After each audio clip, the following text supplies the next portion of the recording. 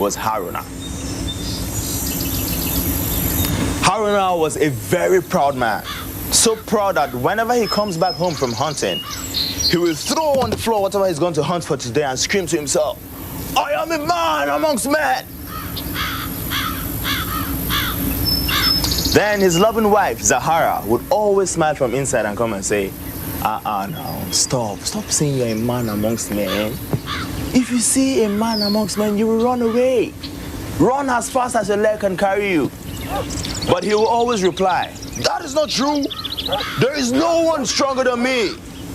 So this happened without fail, every day, day after day.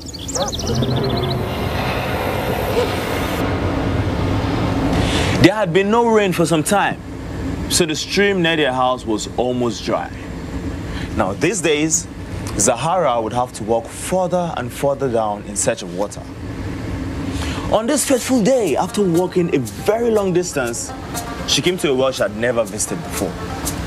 Then she noticed the well bucket was a little bit bigger than the usual one.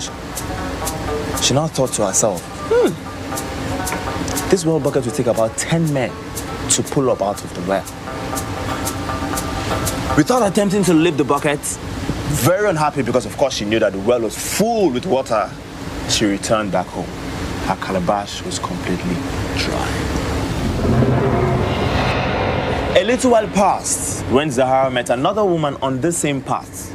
Now, this woman had a child that would be, say, about 2 years old.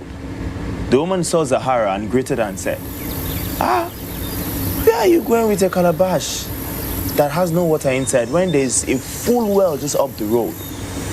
Zahara replied politely, "I've been to the well, but the bucket to draw the water is so big that it will need about 10 men to pull it up.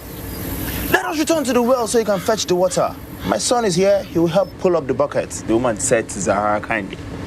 So they returned together to the well, and all the while, Zahara was wondering how this 2-year-old baby boy would be able to lift the large bucket empty, let alone when it was filled up with water.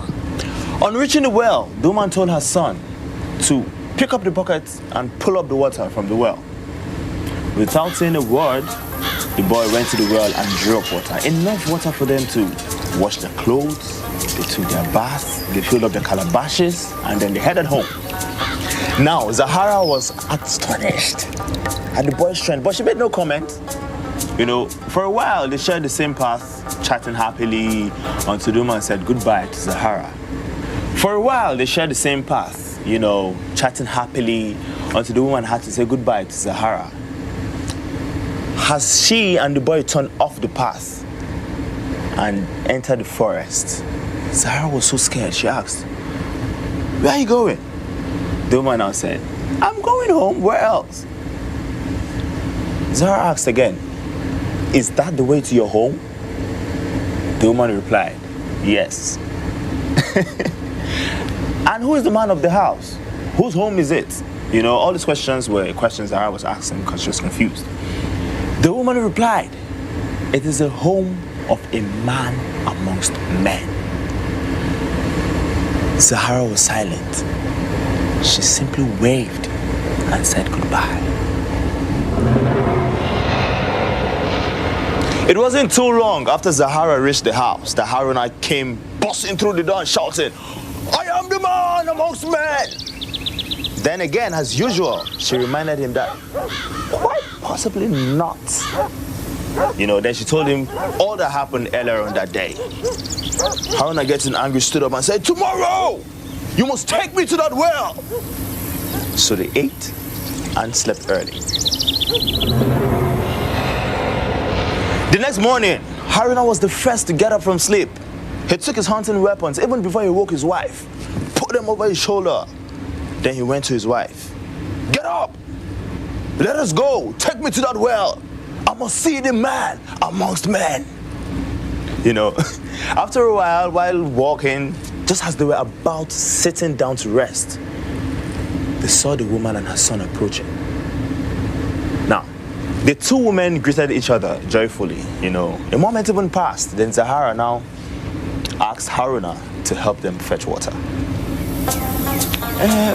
My husband, please help us drop the bucket into the well and draw water for us. So Haruna out his chest, bulging with pride, wanting to impress all the ladies, he had great difficulty, even trying to lift the bucket and letting it down into the well. But as it filled up with water, the weight of the bucket almost pulled him in. Now, if truth be told, Haruna would have fallen into the well if not the little boy that seized him and the bucket and dragged them back out again. When he was satisfied and Haruna was safe, the baby boy now lifted up the bucket, put it into the well, drew up water, and filled up all their water pots. At this point, Zahara was getting worried. So she now said, my husband, you want to go and see the woman's husband since you've already seen the strength of the son? Haruna now replied, if you still want to go, you can go on your own. As for me, I am not going. So, the boy's mother on the other side now heard the concern in Zahara's voice and now came and said, my sister, what's the matter? She questioned. Haruna now answered for his wife and said, I wish to see your husband. The woman now said, Oga, that's not advisable. But Haruna was insistent. The woman now responded, okay, well, if you are certain, let's be on our way. Now, with that, all of them, apart from Zahara, began the long walk to the home of the man, a man amongst men. Finally, they arrived at the house. So the woman now said, Oga, we're in luck. A man amongst men has gone to the forest to go and hunt. She now showed Haruna a good place to hide, a small out hut that sometimes they used to store meat. Haruna hid himself as best as he could. He sat quietly in his hiding place up until the sky and all was dark.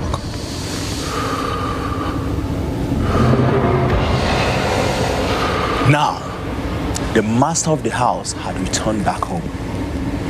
He was hardly through the door when he growled in a loud voice, I smell the smell of a man.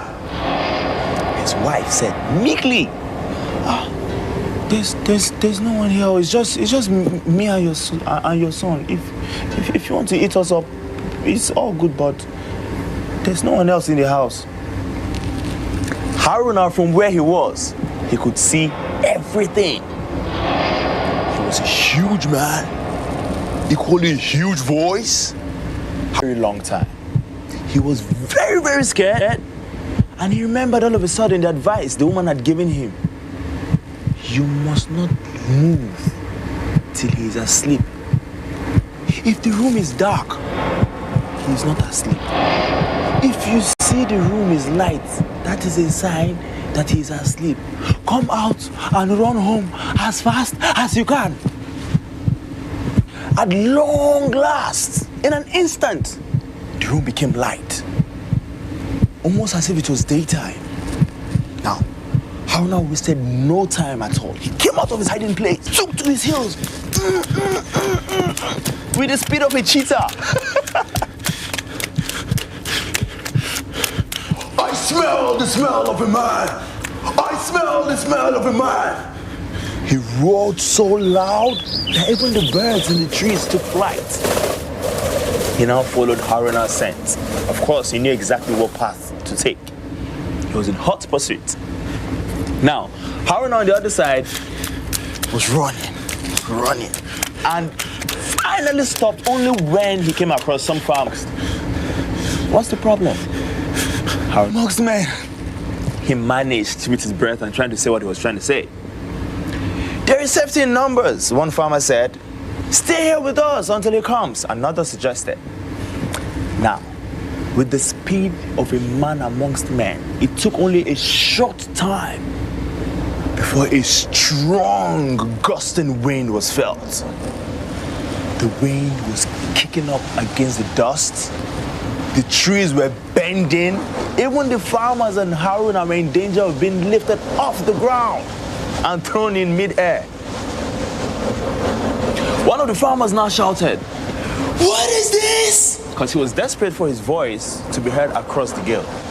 Now Haruna now shouted back, "This is the wind of him!"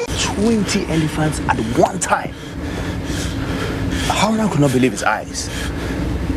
Then the giant slowly looked up at Haruna, who was now seeing this giant in complete shock. "Why all this haste?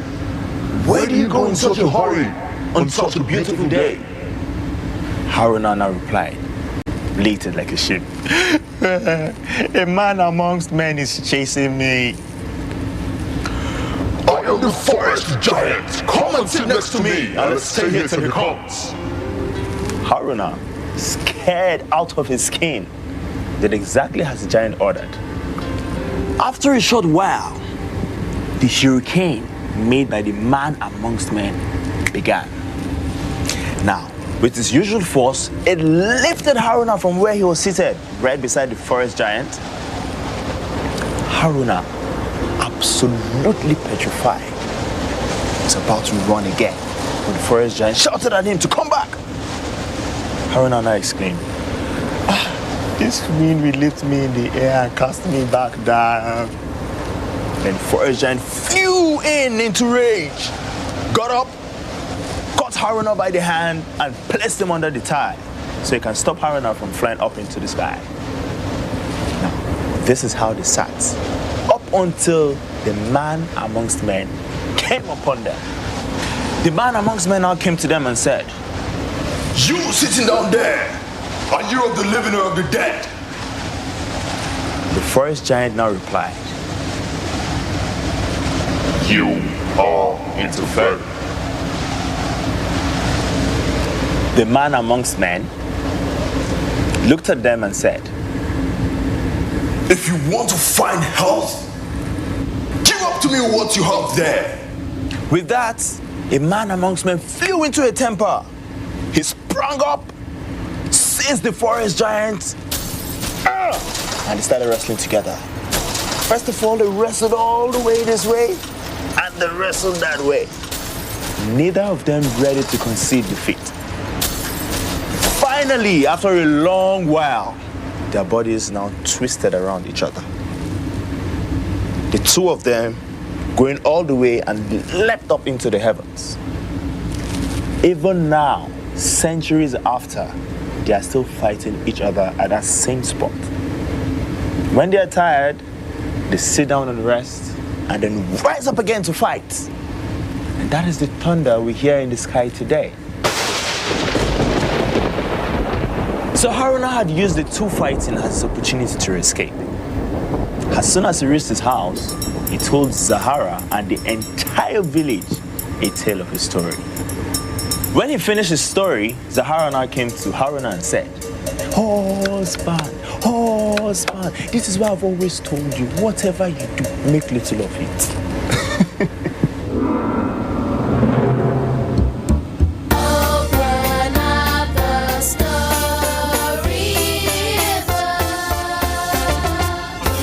The moral of the story is, whether you're outstandingly physically strong, or you're in power, perhaps the king of a vast nation, or you're extremely rich, it's all the same. If you are bloated with pride, you find that someone who is much stronger than you, much more powerful than you, much more better off than you. My name is Biran Ajibade. It was nice doing business with you. High up on an acacia tree, safely protected by its thorns.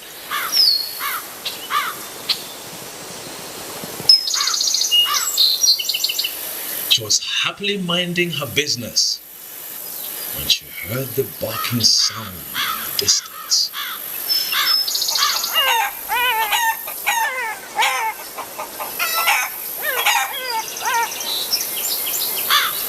She peered to where the sound was coming from. First with one eye, then with the other. Clucking to herself as chickens do. As the sound grew nearer, she finally made out the skulking shape of a jackal looming out on a shadowy dawn light towards her. The jackal had noticed her from a long way off.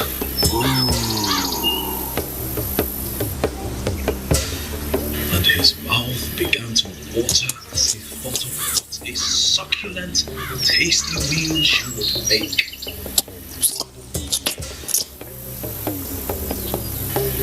It was only now he was here that he realized that she was too high up in the tree for him to jump up and grab her.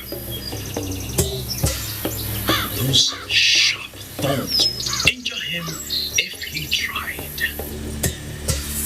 He managed to control himself enough to say cheerfully, "Good morning, hen." "Good morning, jackal," the hen responded politely. "What brings you here?" The jackal thought quickly. "I have been sent by the lion to give all the animals I see an important message." "And what message is that?" inquired the hen. "Come down here and I will tell you," said the jackal. "It's not easy for me to keep looking up at you." The hen had heard all about how cunning and sly a jackal can be. Stories passed down through the years from chicken to chicken. She decided she would not trust him. "I'm quite fine here, jackal. Thank you," she clucked back at him.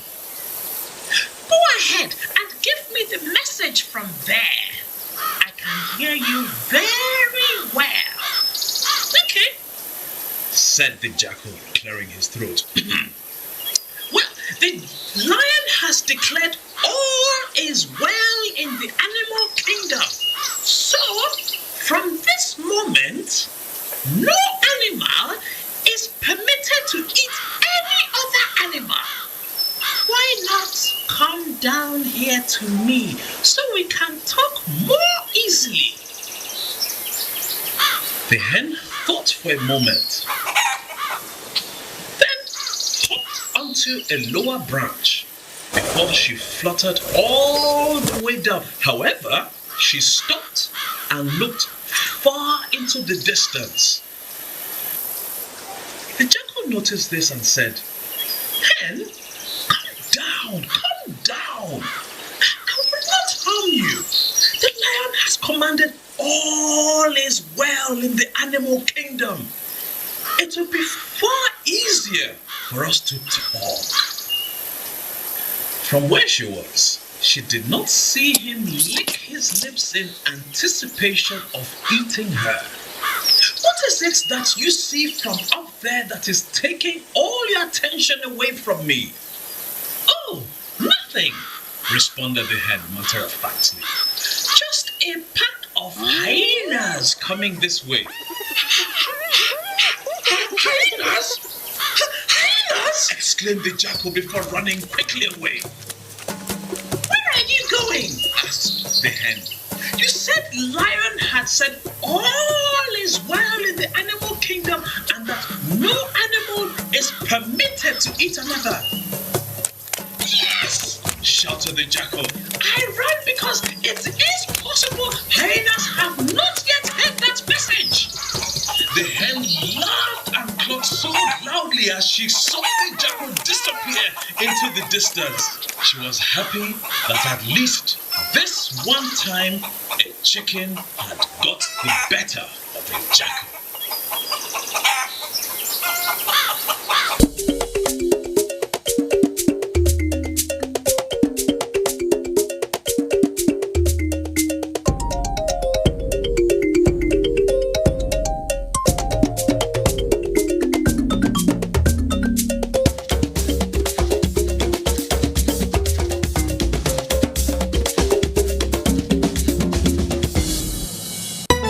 Nigeria is the most populous black nation on earth, with vibrant culture, immense population, and plays a significant role in global economy.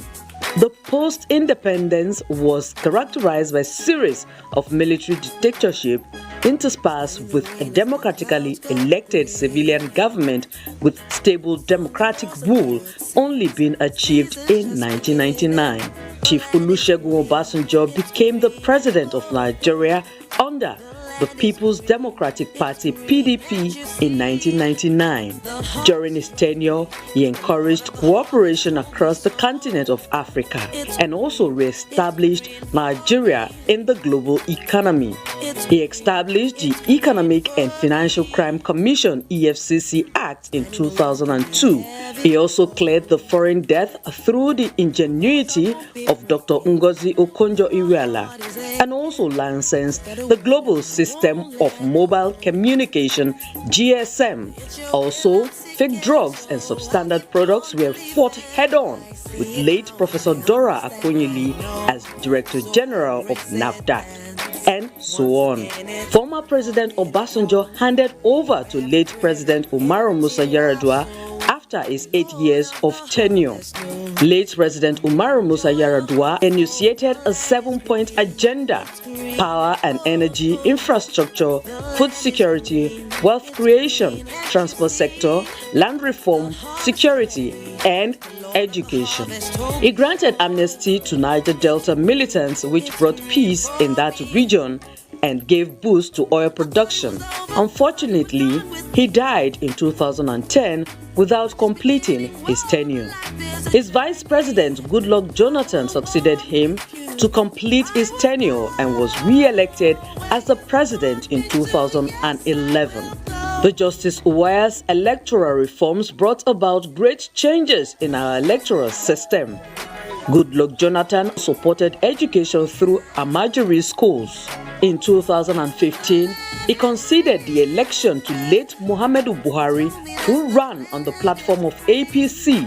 Late Muhammadu Buhari completed the Second Niger Bridge, rehabilitated railway sector, equipped the military and other security agencies, signed the petroleum Ahmed Tinubu, who removed petroleum subsidy, brought initiation of the construction of Lagos-Calabar Coastal Road, Sokoto-Badagry Expressway, and so on. 26 years of uninterrupted democracy marks a significant milestone in the history of Nigeria.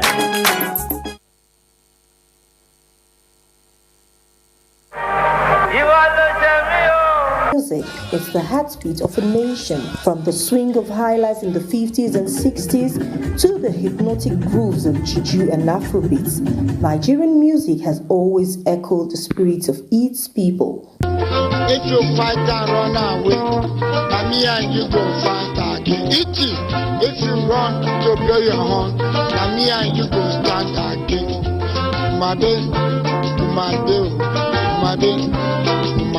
In the decades after independence, artists like Rex Lawrence, Victor Olaiya, and Bobby Benson gave Nigerians a sound of celebration, a rhythm of resilience through uncertain times.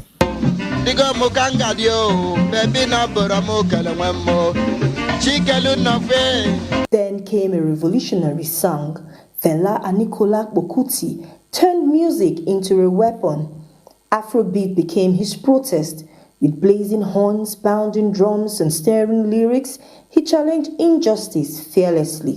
I go someplace, I sleep the place, I sing a song, I sing a lago, them vex, complain, them say oh God. Afrobeat was more than a genre, it was a movement. King Sunny Ade and Ebenezer Obey serenaded the soul. Their Juju music was joy in motion. In every melody, Nigerian music offered what the people needed most, a reason to smile. Nigerian music was now ready for the world. On the street, so hurry up, I have to go. Looking round, you see other people making faces. Today, the world dances to our beats. From Burna Boy's Grammy triumph to Whiskey selling out arenas across continents to Thames and Rema redefining what it means to be young, bold and African. Afrobeat is not just a sound, it's a feeling, it's a wave, it's Nigeria in motion, in color, in rhythm. Through hardship and triumph, music has been our anchor, our escape, our celebration.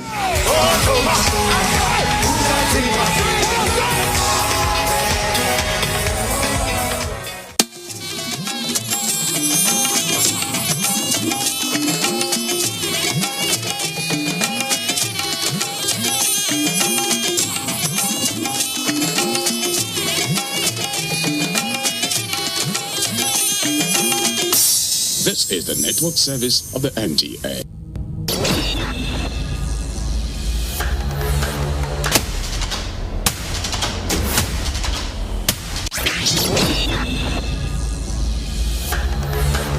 Hi, my name is Andre Blaze, host of The Rush. Now, I've had the good fortune to do quite a bit of TV in my time, but I've got to say that this one has been different, and that's been from inception. So, as with pretty much every single episode in recent history, I've got to start with thanks. Thanks to you for being here, for being a member of the audience, for walking up to me on the street, in some cases even accosting me and demanding facts about The Rush. I love every single one of those encounters, and I love every single one of you. Thank you so very much. But I haven't given thanks to one set of people that really should have been highlighted earlier here on The Rush, and that's the creative team behind the show. See, this doesn't happen. Brand new greenfield projects, they seldom actually go from end to end. You've heard how most really great ideas die before they actually take off. Well, that's 10 times as true for television. It's really brutal. Funding things like this is impossible, getting the right people with the right amount of dedication, and then there's schedules, and then there's logistics, then there's security and health factors and insurance and whoosh. You might need an hour of meditation after just getting a hang of what it requires to make one of these things work. But so far, it has worked. So to the creators of The Rush, to the directors, to the producers, to the gentleman behind me right now who's tugging one of these cameras, to every one of the audio guys who has had to virtually frisk me in order to get the microphones on, to those who've made sure that bellies were full, that secure premises were had, that health and safety was observed, that transportation was on ground, that logistics was covered, that communication was intact. Thank you. You guys are absolutely amazing. And I could not have chosen a better show to make landfall back on television with than this. So I know that you all watch these shows, and I know that you enjoy them. But can I ask one little favor of you this time? When you get to the end of The Rush, watch the end credits, okay? No, I'm serious. No, really, chill. Watch the end credits. I mean, watch the end credits. You know some of these people, and you're going to know them even more because, take it from me, the guys I've seen work on this, they're going places. And you're coming too. So there's all the happy-go-lucky, feel-good, rub-your-tummy stuff we've got lined up for you on this episode of The Rush. It's time to bring on destiny. And I know even the word sort of makes you scared at this point in the show. And you should be. Major decisions are about to be made and fates are about to be changed. But just in case you're coming to this for the very first time, and if you are, shame on you, here is what you might have missed. Here's a short look at last week on Mayhem and Destiny.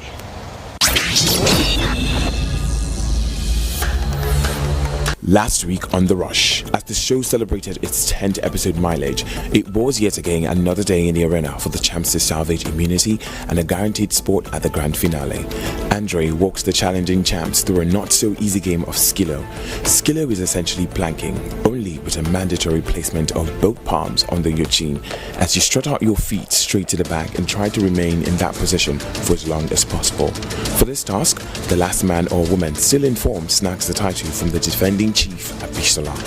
Aluya, Giovanni, Anthony, Daniel, Chivera, Princess, Rema, and Thomas all getting form, and at the 1 minute mark, champs like Chivera, Princess, and Daniel caving to the pressure from betting 1/3 of their body weight, if not all, their core and air balls.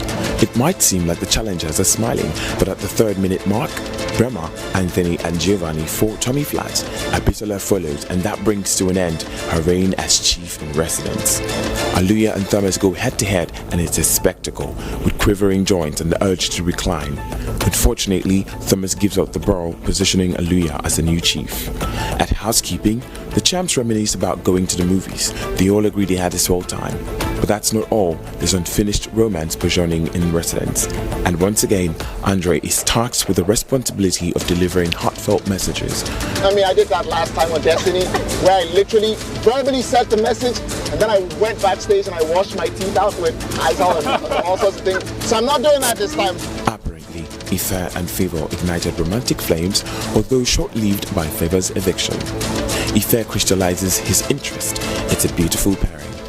Tension between Lillian and Damilare is squashed, and maybe we can say that peace has been restored, relatively. For the games of eviction, the champs all attempt to climb through the walls by breaking through a wood to find their footings. When they get to the top, they will remove a ball inside the bucket and flip the bucket of water on their opponent. Name of the challenge? The Wrecking Pyramid. Ishola goes against Lillian, Adora against Farida, while Damilare and Ife put a ribbon on the performance with a beastly showcase. As the race for 15 million and the title King of Champs thickens, a champ or three must say goodbye to the journey as Ishola hangs his boots. The champs furthered in the competition in the games of Polar Rush, a challenge that saw the champs diverge as quick as possible from their opponents while they reach for barrels positioned in front of them. For the first round, Damilare, Lillian, Adora and Anthony charged towards the goal point. However, Lillian and Anthony sweep the board with 2 balls in the barrel. The bout continues and Rema, Farida, Daniel and Ife make up the next set. And once again, victory is secured by Team Reader with the winning score 2-0. And for the final set, Thomas, Aluya, Giovanni and Abisola. Thomas and Abisola put a halt to the potential hat-trick as the final round concludes as a tie. What's a mayhem without another daunting challenge, you might ask, but the champs do not cower as they now have to topple over their opponents in a body of water in the games of Overboard. Anthony and Ife kicks at the brow, and you can rightly say that giving up is not an option. Anthony wins and the takedown continues with Abisola and Lillian. Abisola is quick and Lillian takes a third into the water. With Thomas and Giovanni, no one agrees and it's a tie. The games wind up with Rema and Chivera, and Rema flies the victory flag. To stay up to date on what happens next on The Rush, and of course, watch the champs go again in the brawl for 15 million naira and the title King of Champs, The Rush, on Guts and Defiance.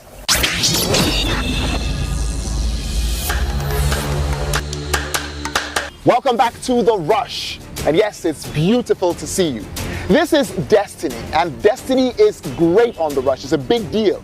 But this is the really big one, because this is the final Destiny for the season on The Rush.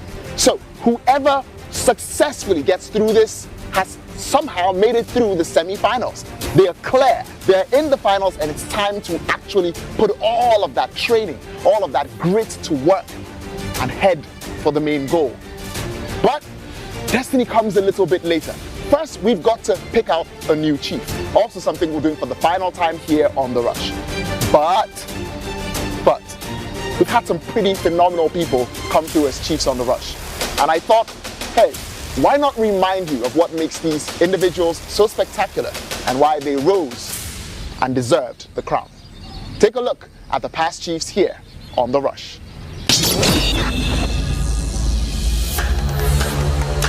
But one person here has something else. Who is that? What do you think that means? In my mind, I was like, because the initial count was 16. We are 20 in number. These guys want to remove people. How the will they remove people? Any kind of way, anything, that's what they're going to do. And I'm like,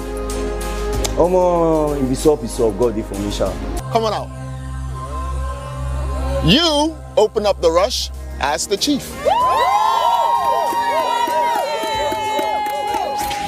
My heart, my head, everything just went up. I skyrocketed like, dude, we don't arrive, don't stop.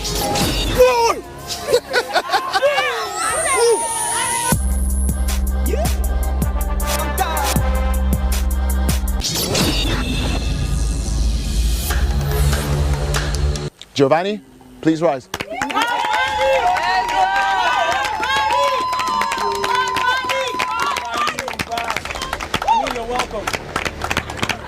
somehow, in this one twist of fate, in this beautiful fairy tale of ours, it's the arrogant dude who wins. But one fair and square with 9 trips down the mackerel course. Giovanni, down here you come. Oh, you could, wow. You can't really. With the power vested in me, I crown this usurper on my platform. The new chief here on the rush. Well done, man. You should know, there's a new sheriff in town. I am the current chief, thanks to myself, and I'm welcome. One thing I need to say is ex-chief Ife did a great job, but he had some lapses that needed to be filled, and thankfully I was able to watch his reign, his very brief reign, but so that I could learn to do better.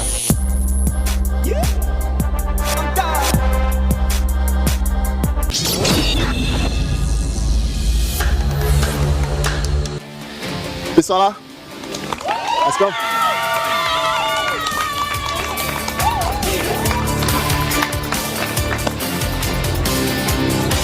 Bisola. Yes. Okay. First, you are, without a doubt, the new chief. So I believe this goes from me to you. Thank you. I carried my school from beginning to the end. Lo and behold, bam, I became chief. Just like that, thank God for sense. Well done. Well done. Thank you. Well done.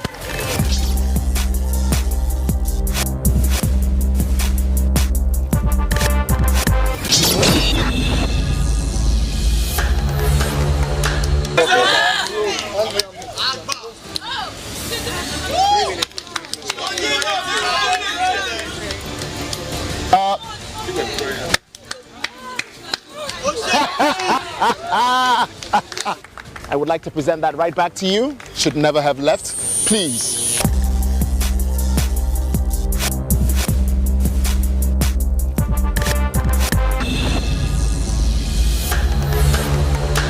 Come on. 7. Come on. 6. 5. 4. 3. 2. 1. No more water. And at 1 inch and 14 millimeters, holding the most quantity of water, and still chief here on the rush, Abisola. I'm chief again for the 3rd time. Okay? It's not beans, especially when you have to play the same game again.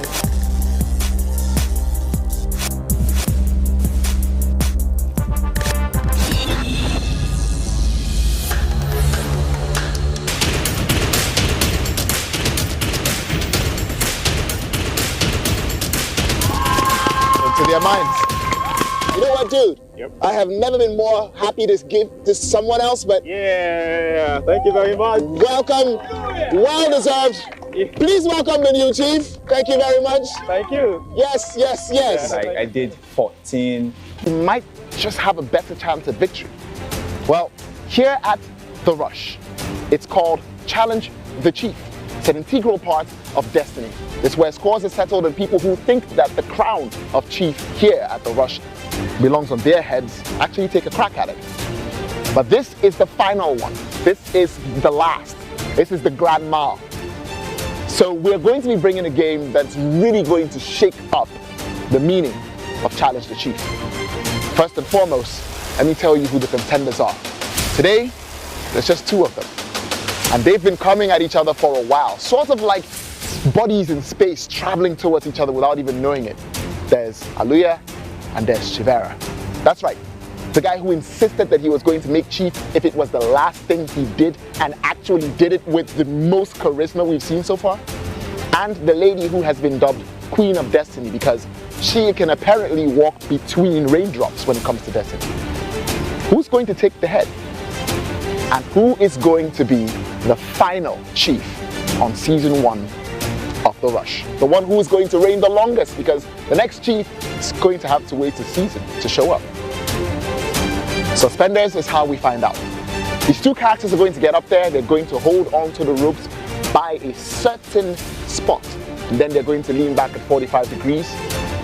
And you know how destiny works. From that point on, it's good luck, heaven bless, and may the best man or woman win. This is The Rush, and this is Destiny, number 11.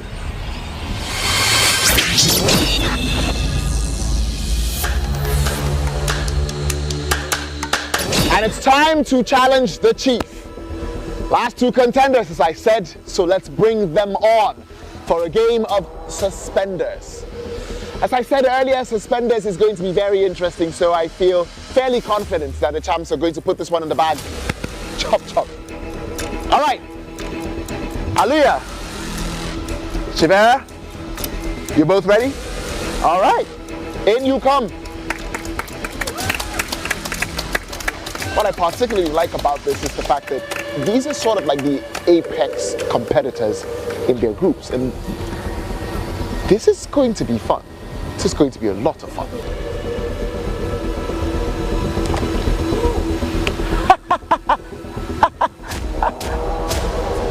Okay.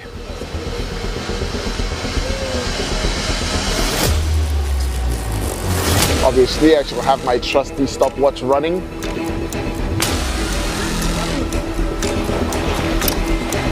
Oh, okay.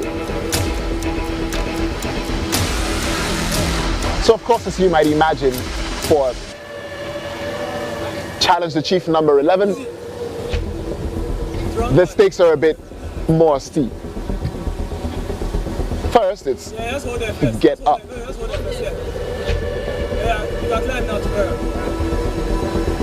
And this is a very different Shivera from the person who showed up at the show. That's a very different operator. Do you see what I mean? Look at her going over the ropes like some commando. If that doesn't impress you, nothing else will. Whoa! 9 weeks ago, this was a decider whether or not they could do this in the first place. Now they just get it done effortlessly. Look at that! Look at that! Will you look at that? Look at that! So when I saw the task and I saw ropes, I'm like, okay, I've done this before. Challenge the Chief. So it comes down to whoever lasts the longest. Time starting. Counter begins in 5, 4, 3, 2, commence. 45 degrees, both feet together. Both feet together. That's right. And a 45-degree lean.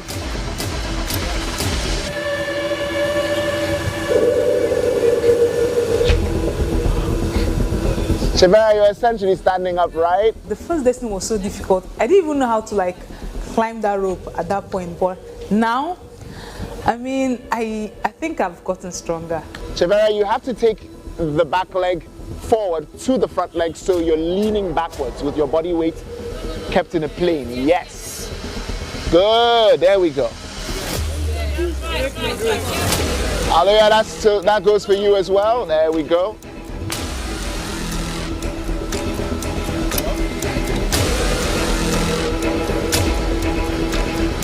There we go.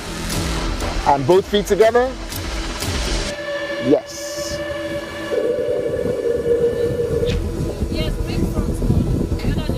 Shivera, you're standing upright.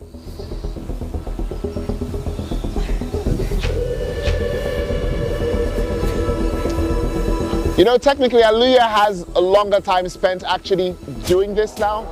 Challenge the Chief is a very interesting game, but this one wasn't that interesting. It was terrible. I felt like I was in Destiny, trying to survive for my stay in the house.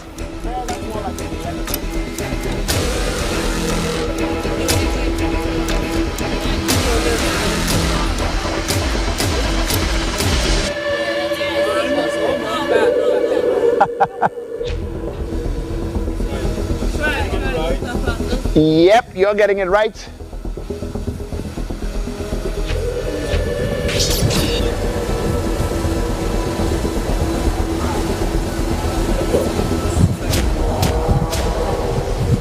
Ali and a stubborn boy, he no go grey.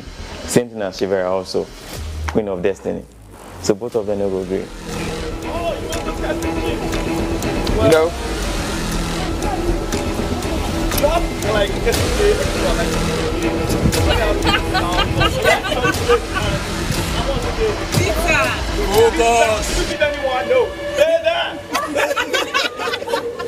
Just fall down. They don't like him.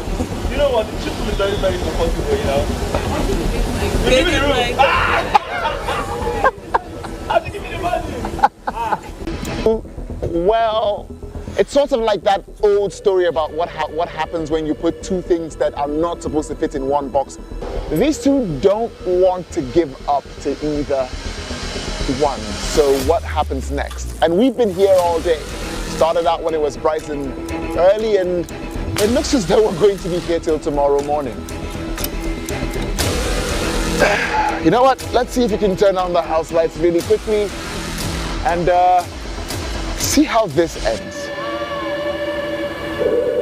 Something tells me as day gives way to night, we're about to find out how much is involved here as well. Oh hey, you guys are still here. Surprising.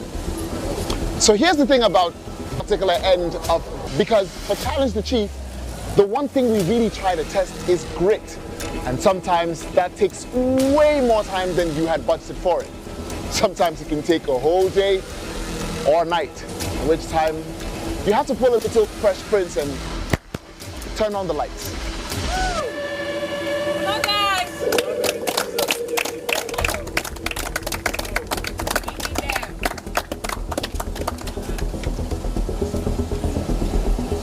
Sivera, my girl, I knew obviously that she's never going to give up.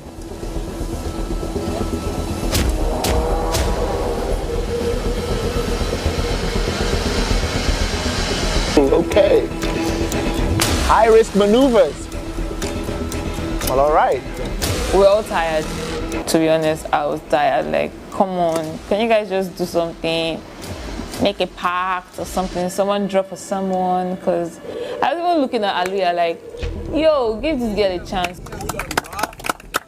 Brother, two raiders, you know. Yeah. No yin yang here. 1 hour now and still counting, and the both of them are just chilling on the rope. And at this point, I just wish they would put snakes on the rope or set the rope on fire, you know, something just make us leave this. What does being chief mean to you? You're a people person, you love listening to people. You want to put things in order. Are you a people person, Aluya? Yes.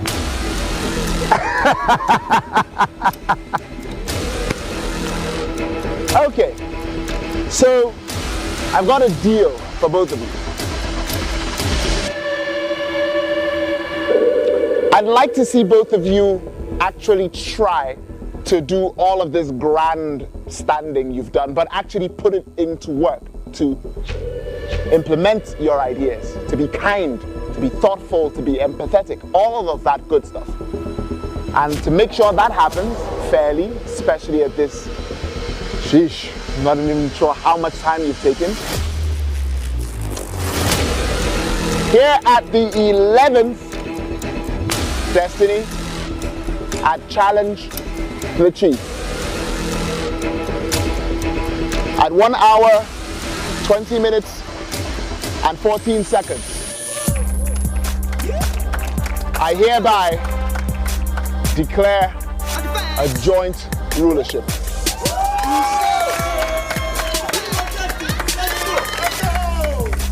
Aluya and Chivera, you will serve out your time both as chiefs. Let's see if you have what it takes to work together. Congratulations and make your way down.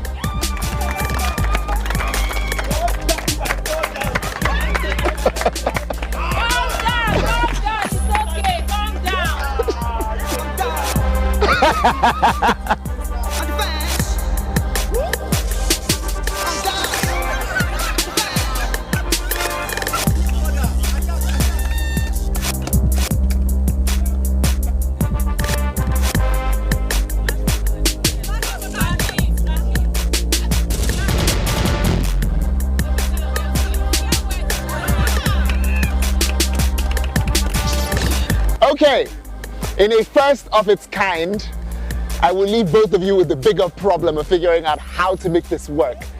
Keep in mind that I will be watching and I'll be laughing. I'll mostly be laughing, but you already know that by now. Chief Aluya, serving Chief Aluya, and brand new first time Chief Chivera. Congratulations to the both of you. Thank you. Aluya, do you mind terribly if we let someone else feel what this feels like for one day? Oh, sure. Chivera? I'm a kind person. Thank you. Well done.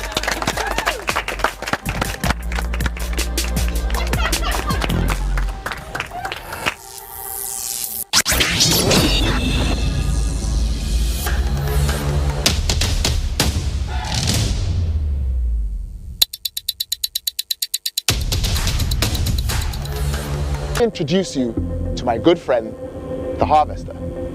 Now, this is how the harvester works. You get on from one end and you have a very, very simple task. Navigate your way across the beam, which, by the way, is going to be rolling while you walk across it. Navigate your way across and pick up as many of the flags as you can. You'll have 7 minutes to do this.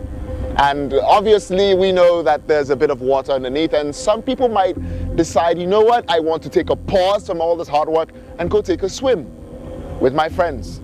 As soon as I get back, we'll let you go right back to the task, as long as your 7 minutes is still running. Now, unlike other things that we've asked you to do here on The Rush, there's a special caveat with this one. And you know what it is? You don't have to finish. Now, I understand that we typically say you've got to do it to the end, and then a lot of you actually do that. Well, this time, at whatever point suits your fancy, you can simply go, done with this. Dive into the water, or, find your way back to terra firma. No judgments, nothing.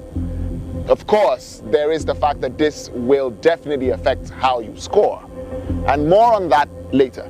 But first, I believe it's time for us to actually test out the harvester.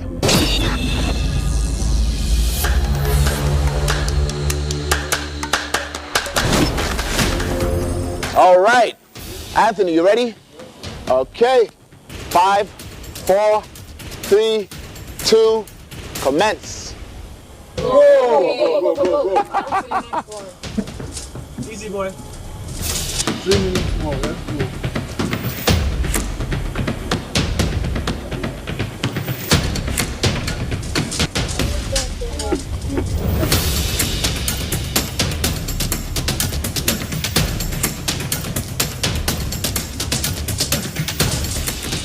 Light stop. It's as if all right. It is sweet, nice, it is that easy. But at the end of the day, I tried my best. I went through. I picked all stickers. And the man finishes with a flourish. All right. Well done, Anthony, well done. So, Anthony, you traveled the entire distance and you successfully grabbed every sticker you could find. Dedicated man, well done. Ladies and gentlemen, please welcome Adora. All right, Adora, you ready?